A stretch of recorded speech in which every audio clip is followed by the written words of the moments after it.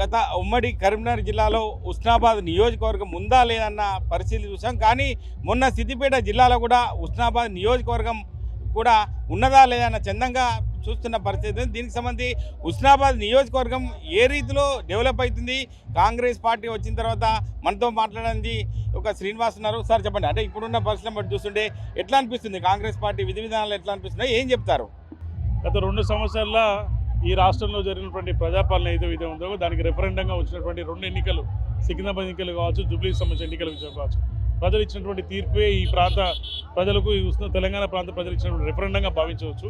ఎన్నికలు ఏదొచ్చినా ఆ ఎన్నికలకు సంబంధించినటువంటి ప్రభుత్వం ఒక పనితీరును బయటపెట్టడానికే ఆ ఎన్నికలు ఒక స్పష్టత కనబడుతుంది. కాబట్టి ఇచ్చిన విజయం ఏదైతే ఉందో ఆ విజయమే ఈ ప్రజాపాలనకు నిదర్శనంగా ప్రజలకు వాళ్ళకి ఏదైతే అవకాశం ఇచ్చిందో ఆ అవకాశాన్ని పూర్తి స్థాయిలో ప్రజాపాలన ఏదైతే కొనసాగుతుందని ఆశిస్తున్నాం. అంటే పలు అభివృద్ధి శంకుస్థాపనకు వస్తున్నటువంటి సందర్భాలు చూసాం. ఎటువంటి అభివృద్ధి పనులకు శంకుస్థాపన చేస్తున్నారు, ఏమనుకుంటున్నారు మీరు? ఉస్నాబాద్ సంబంధించినటువంటి కేంద్రంగా ముఖ్యమంత్రి హోదాలో మొదటిసారిగా ఇక్కడ రేవంత్ రెడ్డి గారు రావడం జరుగుతుంది.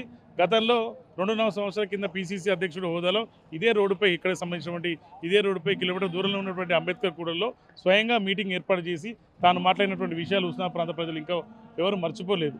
ఆనాడు ఇచ్చినటువంటి హామీల మేరకు ఉస్నాబాద్లో ఏనాడు ఆశించిన స్థాయిలో ఇప్పుడు ఉన్నటువంటి ప్రజలు ఏదైతే గతంలో చూసినటువంటి ప్రజాపాలన ఏదైతే ఉన్నో దానికి ప్రజలంతా భిన్నంగా ఇక్కడ ఉన్నటువంటి 2 సంవత్సరాల పాలన పొన్నం ప్రభాకర్ గారు ఒక మార్కు పాలన, ఒక కనీసం ఒక 16 నుంచి 18 కోట్ల రూపాయల పరిపాలన ఇక్కడ కొనసాగింది. ఎందుకంటే ఇక్కడ ఇదే రోడ్డుపై ఉన్నటువంటి పాదయాత్ర చేసినటువంటి రేవంత్ రెడ్డి గారు ఉన్నాడు. ఆ రోడ్డుపైన ఇవాళ 86 కోట్లతో ఒక దిక్కుగా, 48 కోట్లతో ఒక దిక్కుగా రెండింటిగా ఇక్కడ హైవే నిర్వహణ పనులతో పాటు అదనంగా ఉత్సవం సంబంధించినటువంటి ప్రధానంగా విద్యకు సంబంధించినటువంటి ఇంజనీరింగ్ కాలేజ్ విషయంలో కావచ్చు, అలాగే ఇక్కడ గతంలో అయితే ఇందిరాగాంధీ గారు ఇదే వేదికపైనటువంటి సభ నిర్మాణం ఏర్పాటు చేస్తే ఎన్నికల హామీలో భాగంగా మెడికల్ కాలేజ్ ఇస్తామని ప్రక్రియ ఏదైతే ఉందో దానికి అనుగుణంగా మెడికల్ కాలేజ్ సంబంధించినటువంటి ఏర్పాట్లో భాగంగానే పీజీ కాలేజ్ కూడా ఇక్కడ ప్రాంతానికి రావడం జరిగింది.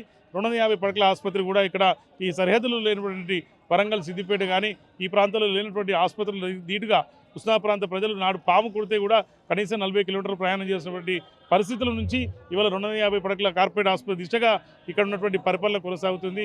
ఇంజనీరింగ్ కాలేజ్ విషయంలో కావచ్చు, వైద్య విషయం కావచ్చు, ఇక్కడ నుంచి 3 కిలోమీటర్ల దూరంలో ఉన్నటువంటి ఇండస్ట్రియల్ ఏరియా కూడా శాంక్షన్ చేయడం జరిగింది. అలాగే ఇక్కడే పేడ కమిషన్ విషయంలో కూడా 200 కోట్ల పైచీకలతో ఇంటిగ్రేటెడ్ స్కూల్ కూడా ఏర్పాటు చేయడం జరిగింది. కావున ఇక్కడ విద్యాపరంగా, వైద్యపరంగా కానీ, ఉపాధి పరంగా కానీ ఇక్కడ ఉన్నటువంటి 2.5 సంవత్సరాల కాలంలోనే అత్యధికంగా ప్రాంత ప్రజలు ఊహించిన దానికన్నా కూడా అత్యధికంగా పరిపాలన కొనసాగుతుందని చెప్పి ప్రాంత ప్రజలందరూ కూడా ఆశిస్తున్నారు. సభా ప్రాంగణానికి మహిళా మనులందరూ కూడా వస్తున్నారు, ఎంతో సంతోషంగా వస్తున్నారు. ఇందిరా మహిళ చీరలను కట్టుకొని వస్తున్న సందర్భాలు చూస్తాం. రేవంత్ రెడ్డి పరిపాలన బాగుందని చెప్తున్నారు. అంటే మీరు జన సమీకరణ చేసే పరిసర ప్రాంతాల్లో తిరిగినారు కాబట్టి మహిళలు ఏం చెప్తున్నారు మీతో?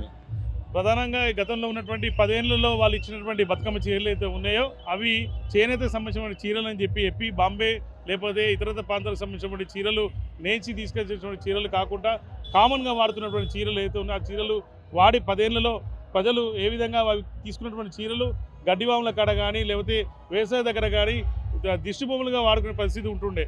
ఇదే చీరలు తగలబెట్టినటువంటి విషయాలు మనం అనేక ఒక్కోలో చూసాం. కానీ ఇక్కడ ఒక ఫంక్షన్కి వస్తే ఏదైతే ఒక ఇంట్లో ఆడమనిషి ఫంక్షన్కి వస్తే ఏ విధంగా తయారై వస్తారో ఇంద్రమ్మకి సంబంధించినటువంటి చీరలు ఇక్కడ స్వయంగా ఒక పబ్లిక్ మీటింగ్ కూడా స్వయంగా వచ్చిన వాళ్ళు మీరందరూ స్వయంగా చూసిన విషయాలు ఉన్నాయి.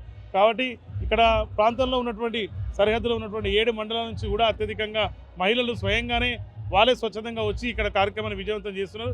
ఎందుకంటే మహిళలకు అత్యధికంగా పెద్దపీట చేసినటువంటి ప్రభుత్వం ఈ ప్రజాప్రభుత్వం గతంలో ఉన్నటువంటి ప్రభుత్వం కన్నా భిన్నంగా అత్యధికంగా సంబంధించిన మహిళలకు ఉచిత బస్సు విషయంలో కావచ్చు, లేకపోతే అదే బస్సులో ప్రయాణిస్తున్నటువంటి మహిళలకు వాళ్ళకే ఆర్థికమైనటువంటి వనరులు పెంచే విధంగా బస్సులు కూడా సంఘాలకు ఇచ్చి ప్రోత్సాహం చేస్తుంది. సోలార్ డెవలప్మెంట్ విషయంలో కానీ ఉపాధికరంగా కూడా మహిళలకు అత్యధికంగా శాతంలో వాళ్ళకి పెట్టుబడి అవకాశం కూడా ఇచ్చింది. కాబట్టి ఈ సభకు కూడా ఎక్కువ శాతం మహిళలే వస్తారని ఆశిస్తున్నాం. ఆ విజయ దిశగా కూడా ఈ సభ ముగుస్తుందని చెప్పి ఆశిస్తున్నాం. ఇది పరిస్థితి.